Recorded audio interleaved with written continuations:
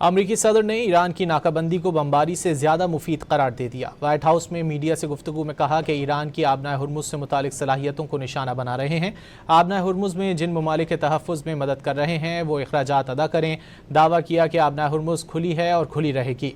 अमरीकी सेंटकॉम ने ऐलान किया है कि ईरान की अमरीकी बहरी नाकाबंदी आज रात 1 बजे से शुरू होगी। ईरान की अमरीकी बहरी नाकाबंदी आज रात 1 बजे से शुरू हो जाएगी। इस बार तिजारती जहाजों से चार्जेस भी वसूल किए जाएंगे। सदर डोनाल्ड ट्रंप ने ईरान की नाकाबंदी को बहाल करने का ऐलान करते हुए कहा कि ईरान के खिलाफ नाकाबंदी दोबारा नाफिज की जा रही है। सिक्योरिटी और तहफ़्फ़ुज़ के अखराजात पूरे करने के लिए तमाम कार्गो पर 20% फीस वसूल की जाएगी। ट्रंप ने ईरान की नाकाबंदी को बमबारी से ज्यादा मुफीद करार दे दिया।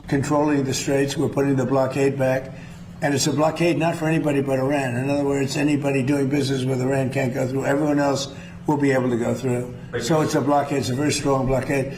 The blockade was probably more effective even than hitting them, but I think the combination is the thing that really does. I want to be reimbursed because we're protecting a very rich portion of the world. We're spending money.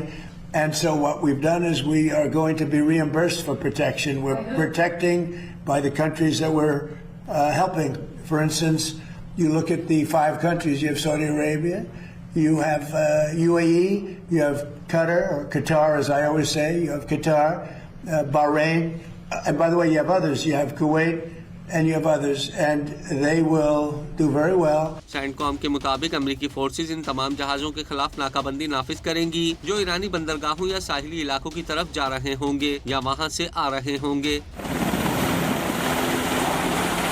X पर जारी बयान में CENTCOM ने मजीद कहा कि अमरीकी फौज इन तमाम जहाजों के लिए खित्ते के समुद्री रास्तों में आमदोरफ्त की हिमायत जारी रखेगी जो नाकाबंदी की खिलाफ वर्जी नहीं कर रहे।